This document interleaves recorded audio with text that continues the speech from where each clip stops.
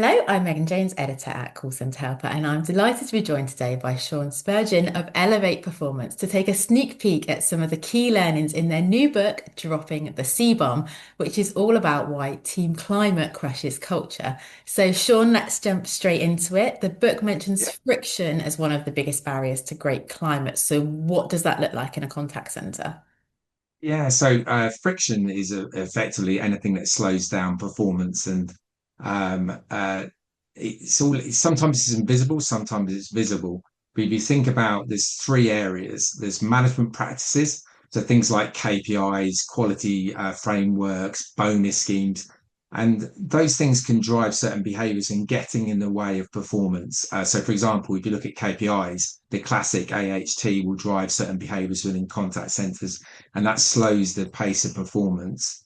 The second thing is processes and systems. So again, within a contact center environment, regardless of the type of contacts or calls that people take, there'll be many processes and systems that are getting in the way of the frontline teams delivering a great service or delivering sales growth or whatever the metrics might be.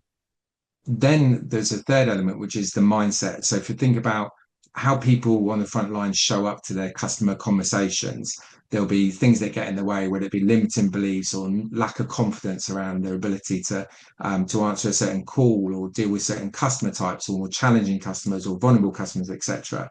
So these are sort of barriers that get in the way of delivering excellence within a contact center, and they can cause friction, whether that's friction in terms of slowing the pace of growth or slowing the pace of efficiency within a contact center, whatever the metrics might be. Mm. And from a leader's perspective, their job, if you're a team leader or an operations leader or a senior leader within a contact center environment or call center, it's about noticing those friction points that really slow performance. And the second thing for us is that we talk a lot about in the book is how do you clear the path? So how do you make it easy for those frontline advisors to deliver a great service? How do you remove those blockers, whether they be mindset blockers within individuals, whether they be process systems, or whether they be sort of management practices that are getting in the way?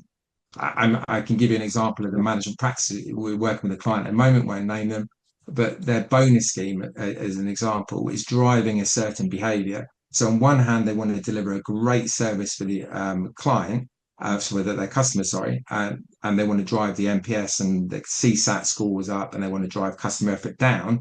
But the bonus scheme that they have in place currently is driving a certain behavior that isn't driving a great customer outcome. So that is an example of a friction point that great leaders will notice and clear the path and make those changes. Now, some of those things for team leaders sit outside of their circle of influence. So we also talk a lot about, actually, it doesn't matter what level you're at, there's going to be barriers and blockers that you can remove those friction points for the frontline advisors, but there's always going to be some of those things that you can't impact. They're more systemic and more, cultural, if you like, or they need bigger investment to make the changes. So it's also about focusing on the stuff that you can influence. And so when it comes to the things that you can influence, how do you tell the difference as a leader, what you can influence and where your effort is worthwhile and, where maybe something needs pushing higher up? Yeah, well, I think a good example of that is we go back to AHT and we talk about management practices. So those sort of frameworks, if you like, that sit around a contact center like QA and your KPIs. But if you look at AHT, there may be a call center wide average handling time that everyone needs to achieve. And that is set because there is also an efficiency metric that the call center is trying to hit and a cost to serve as well, in terms of that. But what you can influence and help, if an advisor is struggling to meet the AA target, is actually how you actually have a better, more effective call. That's within a team leader's gift to impart the right skills, the right mindsets that drive a great outcome for customer, but also is an efficient call. So that's something they can influence. What they can't change necessarily is the target that's been set, but what they can influence is how you actually have that conversation.